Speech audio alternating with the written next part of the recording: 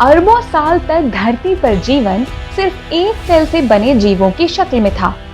इसके बाद विकसित हुए जटिल जीव करीब 1.5 करोड़ साल तक गहरे समुद्रों में ही रहे।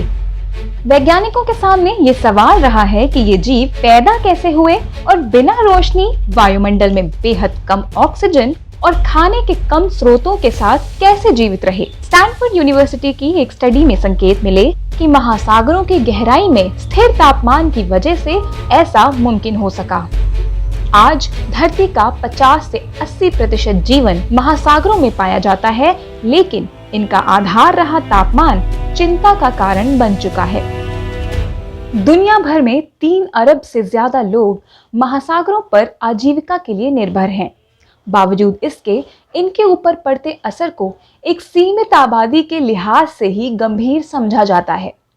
महासागरों से दूर रहने वालों को लगता है कि वहां से उपजी कोई भी समस्या उनसे काफी दूर है और वे सुरक्षित रहेंगे, लेकिन क्या वाकई ऐसा है?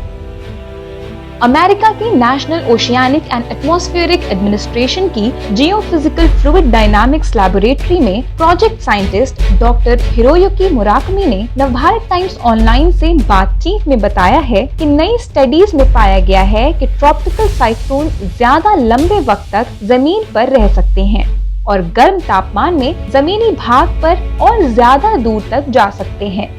इससे संकेत मिलता है कि पानी से दूर रहने वाले लोगों पर तूफान से जुड़ा नुकसान होने का ज्यादा खतरा रहता है।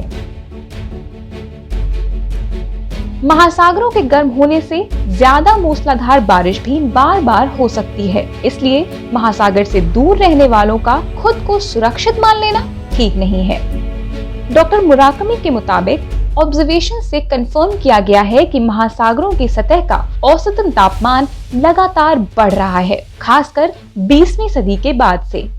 एक चिंता ये है कि बढ़ता तापमान दुनिया में हर जगह एक जैसा नहीं है। कुछ जगह दूसरी जगहों से ज्यादा गर्म है। ये अलग अलग तापमान होने की वजह से ऐसे सर्कुलेशन पैदा होते हैं जो ग्लोबल ट्रॉपिकल साइक्लोन एक्टिविटी पर असर डालते हैं। हिंद महासागर ऐसा है जहां 1980 के बाद से काफी ज्यादा गर्मी देखी गई है।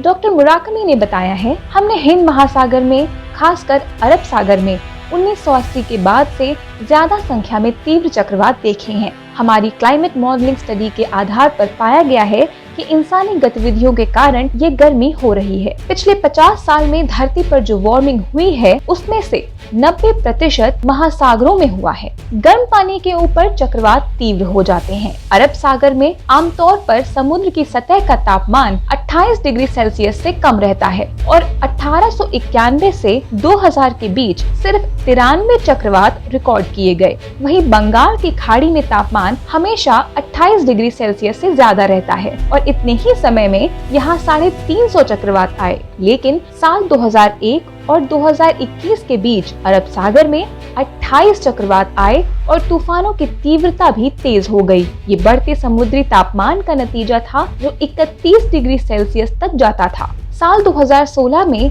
नेचर में छपी एक स्टडी में पाया गया था कि इंसानी गतिविधियों के कारण होने वाली ग्लोबल वार्मिंग की वजह से अरब सागर में गंभीर तूफानों की संख्या बढ़ी है।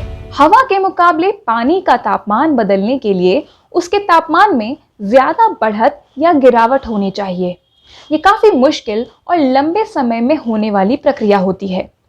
इस कारण थोड़ा सा भी बदलाव होने पर पानी में रहने वाले जीव उसे झेल नहीं पाते और बुरी तरह प्रभावित होते हैं। डॉक्टर मुराकमी बताते हैं कि वैज्ञानिक इस बात पर सहमत हैं कि ग्रीन हाउस गैसें ग्लोबल वार्मिंग का मुख्य कारण हैं। उनका कहना है, हमें जल्द से जल्द ग्रीन हाउस गैसों का उत्सर्जन कम करना होगा। नेताओं, समस्या के सभी पक्षों और वैज्ञानिकों को इस समस्या को सुलझाने के लिए मिलकर काम करना होगा। ये किसी एक देश की समस्या नहीं है, अंतर्राष्ट्रीय गतिविधियों को इसमें शामिल होना होगा। हाल ही में की गई स्टडीज में पाया गया है कि 1971 से 2010 के बीच क्लाइमेट सिस्टम में जमा ताप में बढ़ोतरी का 63% महासागरों के ऊपरी हिस्से में हुई गर्मी के कारण रहा। वहीं 700 मीटर नीचे गर्माहट से 30% ज्यादा गर्मी हुई। महासागरों पर पड़ने वाला असर ग्लोबल वार्मिंग वार्मिंग का ही एक नतीजा है। डॉक्टर मुराकमी के मुताबिक हम छोटी छोटी चीजों से शुरुआत कर सकते हैं, जैसे कंप्यूटर और एसी बंद करना। क्लीन और सतत ऊर्जा का इस्तेमाल